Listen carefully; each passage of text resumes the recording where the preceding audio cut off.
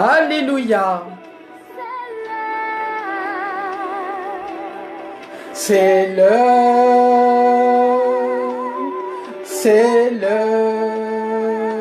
Esprit de Dieu. Esprit de Dieu vient.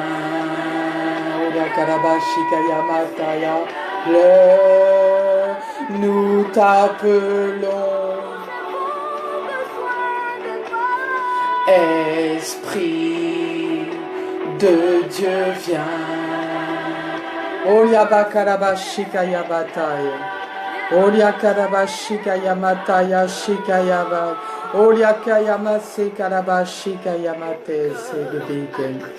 Alléluia. Alléluia. Alléluia. Alléluia. Seul. Ô Seigneur. Ô roi. Roi. Esprit de Dieu. Esprit de Dieu vient. Seigneur. Nous t'appelons. Alléluia. Esprit. Shalom. Mon frère Landry. Shalom. Shalom, shalom.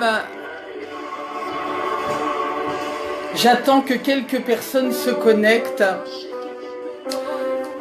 Je suis le prophète Baobab, Tabitha Esther, de l'église de Maison Paris-France, l'église de Maison Sardoine Paris-France. Il y a un petit moment que je ne suis pas venue sur le direct parce que j'ai un emploi du temps très chargé et en même temps, technologiquement, eh bien écoutez, je n'avais plus la possibilité de faire des lives. Donc, mais Satan est vaincu.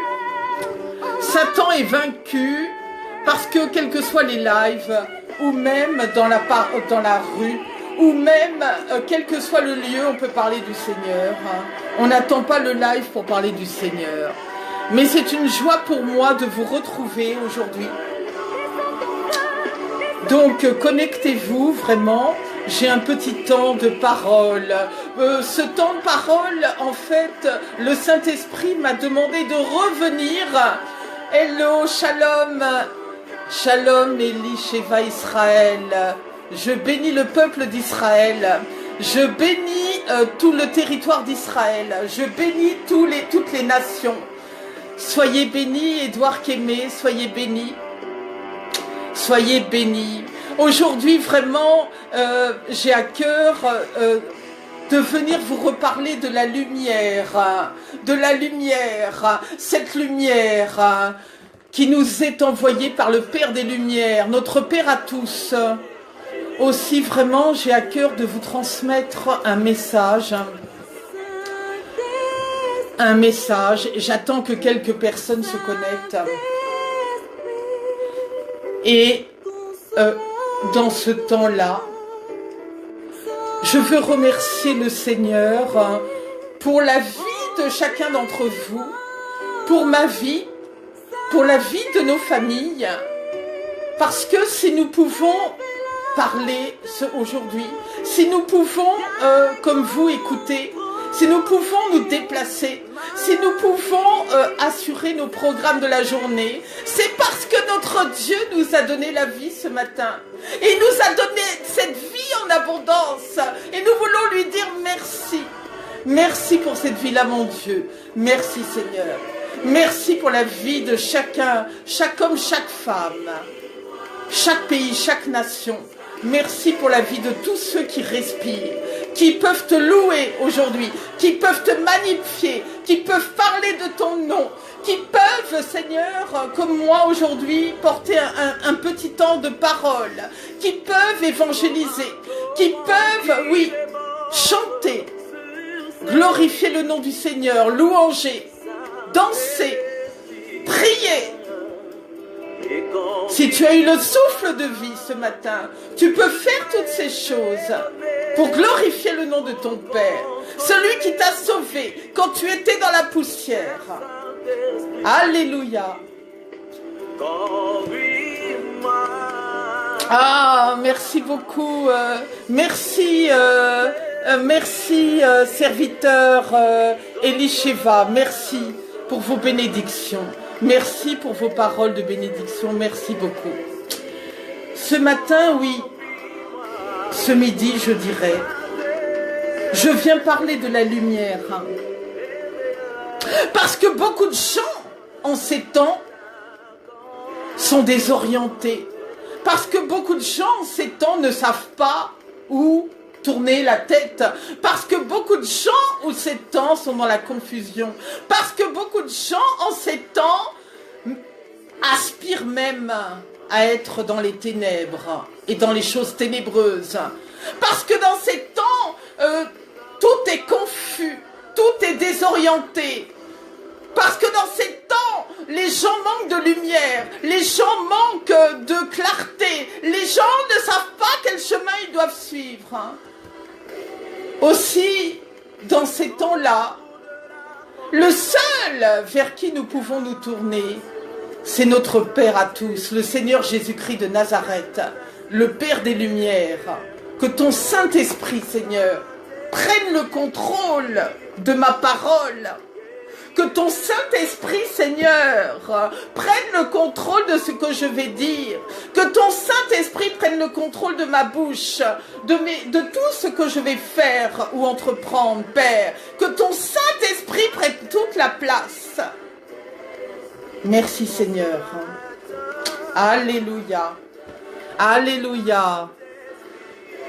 Soyez tous bénis, frères et sœurs qui vous connectez. Soyez tous bénis. Il y a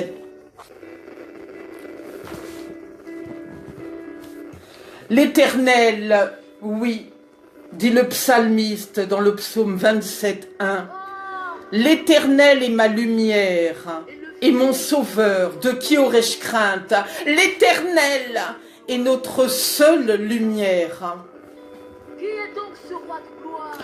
L'apôtre Jean dit, voici le message que nous avons entendu de Jésus-Christ et que nous vous annonçons. Dieu est lumière. En lui, il n'y a aucune trace de ténèbres. Dans la parole de Jean 1,15, il est la perfection. Dieu est lumière. Parce que lui-même est le créateur de la lumière. Lui-même est le diffuseur de cette lumière. Lui-même est générateur de tous ces enfants de lumière qui l'entourent. Lui seul peut apporter la lumière dans nos vies. Lui seul peut apporter la lumière là où nous sommes dans les ténèbres totales, dans tous les domaines de notre vie. Seul Dieu est la lumière que nous devons avoir à nos pieds. Seul Dieu peut nous éclairer sur notre route. Il est le seul éclairage vers lequel nous devons nous tourner. Afin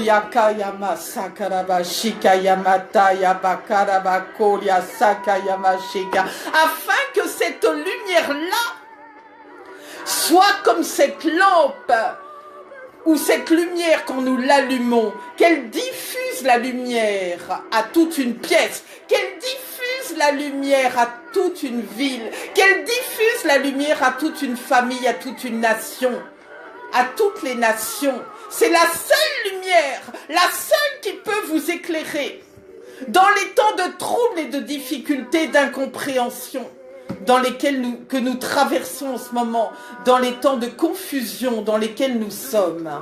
Amen. Soyez bénis. Dans Genèse 1, Dieu sépare la lumière des ténèbres. Oui, séparant le bien du mal, pour fixer les limites du bon et du mauvais. Ça a été la préoccupation du Seigneur première de séparer le bien du mal, la clarté de l'opacité, la vérité du mensonge. Ça a été sa première action, d'établir la séparation. Depuis la création du monde, en Romains 20, les perfections invisibles de Dieu, sa puissance éternelle et sa divinité se voient dans ses œuvres. Oui, parce que une fois que le Seigneur a créé cette lumière, tu as pu contempler ses œuvres. Soyez bénis, pasteur Mouchapa Oya. Soyez bénis. Soyez bénis. Merci pour votre vie, ainsi que pour la vie de tous ceux qui se connectent. Le Dieu créateur veut nous éclairer. Il a amené cette lumière pour établir la séparation, mais pour aussi amener la lumière dans nos familles, la lumière dans nos vies, la lumière dans dans les nations, afin qu'on puisse contempler ses œuvres. Parce que il a créé la terre, le ciel et tout ce qu'elle renferme. Amen. Alors même que Dieu le Créateur veut nous éclairer, le monde veut absolument rester dans l'obscurité. J'y reviendrai avec quelques exemples. Le monde ne veut pas de la lumière. Le monde veut rester dans l'obscurité. Le monde veut rester dans le mensonge. Le monde veut rester dans les choses cachées. Or Dieu, le Père des Lumières, a créé cette lumière, a créé la séparation du bien et du mal. Or, l'homme veut rester dans le mal. L'homme veut rester dans l'obscurité. L'homme veut rester dans ce qui est mauvais. Amen. Le Seigneur sait pourquoi il veut que je reparle de la lumière aujourd'hui. Soyez bénis, prophète Élie. Fire, fire, fire. Le feu, fire. Merci pour votre présence. Soyez bénis, fire. Donc, comment dirait-on ? Le Seigneur veut que nous soyons éclairés. Or, tout ce qui est dans le monde actuellement est fait pour nous troubler, est fait pour nous mettre dans la confusion, est fait pour nous mettre dans les ténèbres ou l'obscurité, pour nous y projeter même. Les gens ne savent plus à quel saint se vouer. Ils ne savent plus quoi faire. Et pourtant, nous avons un guide, le Père des Lumières, qui vraiment... nous devons, comment dirait-on, sentir cette lampe qui est à nos pieds, qui nous éclaire pour nous diriger, pour savoir ce que l'on doit faire, où on doit aller, avec qui on doit marcher, comment on doit marcher. Et pourtant aujourd'hui, ce n'est pas le cas. Beaucoup de gens ne savent plus du tout comment. Beaucoup de gens sont désorientés. Donc le Seigneur sait pourquoi il veut que je parle de la lumière aujourd'hui. Il n'y a pas de hasard. J'ai d'autres paroles à donner, mais le Seigneur m'a dit, va parler de la lumière. Mais je devais le faire il y a quelques jours et j'ai pas pu le faire.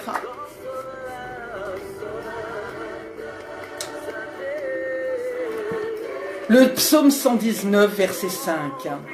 Ta parole, Seigneur, est comme une lampe qui guide nos pas. Mais elle est une lumière éclairant mon chemin. La parole est une lampe à mes pieds, une lumière sur mon sentier. Le Seigneur veut éclairer notre esprit. Mais qu'est-ce qu'il fait pour cela, pour éclairer notre esprit? Il nous a envoyé les Écritures. Il nous a envoyé les Écritures. Parce que dans les Écritures, tout y est écrit. Tout ce que nous devons, pour notre compréhension, pour notre marche, tout est écrit dans la Sainte Bible. Tout est écrit. Et à la lumière, les Écritures sont la lumière, sont notre lumière, sont notre lumière. Elle est notre lampe pour nous diriger. Lorsque nous avons en face de nous des saintes doctrines, de fausses doctrines, lorsque nous avons en face de nous des mensonges, lorsque nous avons en face de nous des paroles qui ne sont pas bibliques, le Seigneur nous a envoyé sa parole pour nous éclairer, sa parole de connaissance, sa parole pour nous instruire. Amen. Sois bénie, ma sœur Martine, sois bénie, sois bénie, sois bénie là où tu te trouves, sois bénie, ma sœur.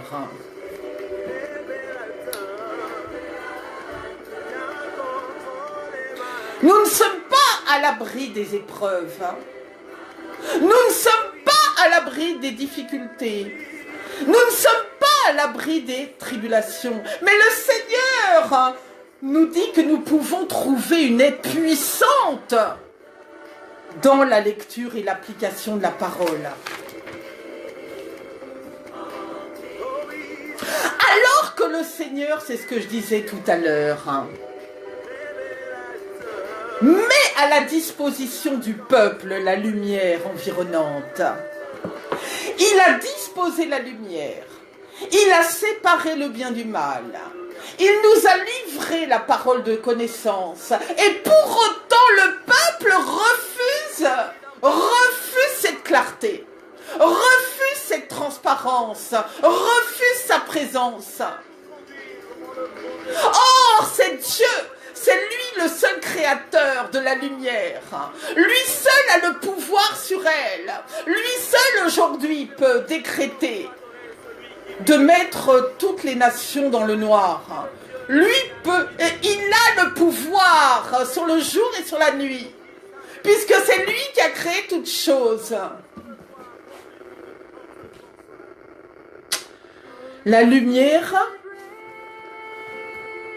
est venue dans le monde, mais les hommes ont préféré les ténèbres. C'est la parole de Jean 3, verset 19 qui le dit, et nous pouvons le voir aujourd'hui. Les hommes préfèrent les ténèbres. C'était écrit. L'absence de lumière symbolise l'absence de vérité. Les gens qui ne sont pas dans la lumière vivent dans le mensonge, dans l'erreur et dans les idées trompeuses. Ils ont des attitudes significatives. Il est dangereux de se priver de la lumière de Dieu. Mais il est aisé de s'égarer dans de fausses doctrines et de tomber sous l'influence des personnes. Que génèrent les ténèbres? Elles génèrent l'injustice, l'impureté, l'égoïsme, la haine, la violence, le mensonge, tout ce qui ne vient pas de Dieu. Voilà ce que génèrent les ténèbres.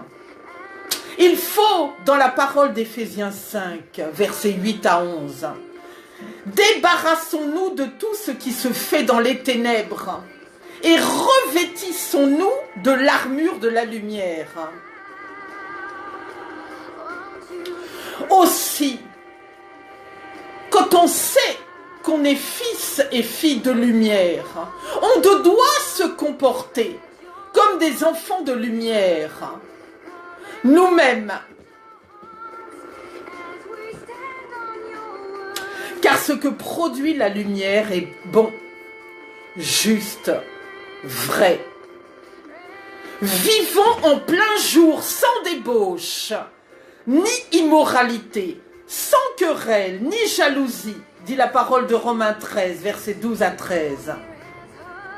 Mais l'esprit des ténèbres tiendra aveuglé bon nombre dans de faux raisonnements. Amen. Nous voyons beaucoup de choses aujourd'hui, beaucoup d'opacité, beaucoup de mensonges, beaucoup de non-dits, beaucoup de mal, beaucoup de violence, beaucoup d'horreur. Mais où est la lumière dans ces choses? Où est la lumière dans ces attitudes? Est-ce que l'on reconnaît un enfant de lumière dans de tels comportements et dans de telles attitudes? Soyez bénis, ceux qui nous rejoignez, pour un petit temps de parole. L'Éternel est ma lumière et mon sauveur, de qui aurais-je crainte? Psaume 27:1. Parce que tu ne dois pas avoir de crainte, parce que quand tu es enfant de lumière, quel que soit l'endroit où tu te trouves, la lumière sera toujours à tes pieds, la lumière te devancera toujours, la lumière te guidera toujours, la lumière te montrera toujours ton chemin, la lumière ne permettra pas que tu t'égares, la lumière te remettra toujours sur le chemin que tu dois suivre, la lumière te permettra de marcher dans le projet que le Seigneur a pour toi. C'est la lumière du Seigneur que tu dois suivre. Pas la lumière des hommes, mais la lumière de Dieu. C'est sa lumière. Tu dois être guidé par sa lumière. Toi qui es enfant de lumière, tu dois être guidé par lui. Tu dois suivre sa clarté, sa transparence et sa lumière. La parole de Matthieu, verset 22-13, dit « Ceux qui refusent la lumière aujourd'hui seront jetés dans les ténèbres. » Amen.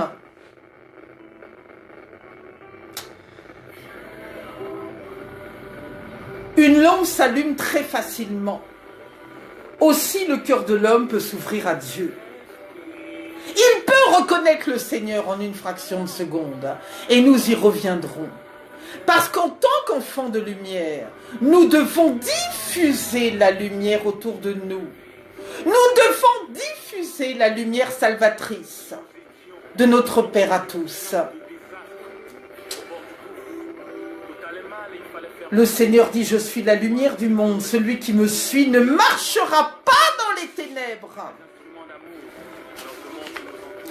Et la parole éclairée t'ouvre la compréhension des mystères de Dieu.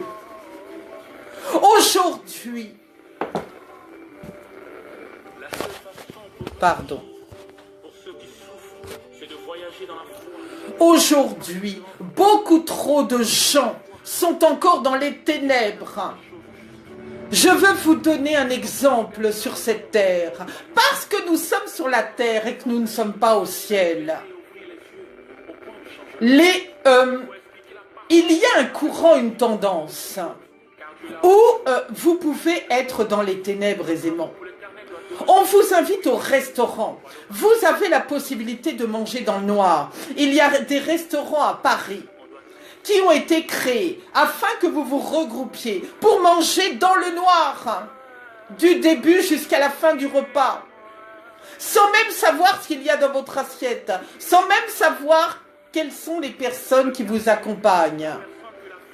D'autres passent leur temps dans les catacombes. J'étais en évangélisation il y a 2 semaines à la gare de Denfert-Rochereau. À côté de la gare de Denfert-Rochereau à Paris, il y a les catacombes. Il y avait des queues immenses pour rentrer dans les catacombes. Mes frères et sœurs qui étaient avec moi pourront en attester. Il y avait comment dirait-on, un monde inimaginable aux catacombes. Ces gens-là allaient aux catacombes pour faire quoi? Pour aller voir ceux qui ne connaissent pas, les catacombes est un cimetière souterrain. Les gens descendent dans les catacombes pour voir des crânes. Parce que les gens d'aujourd'hui aspirent à la mort. Les gens aiment la mort.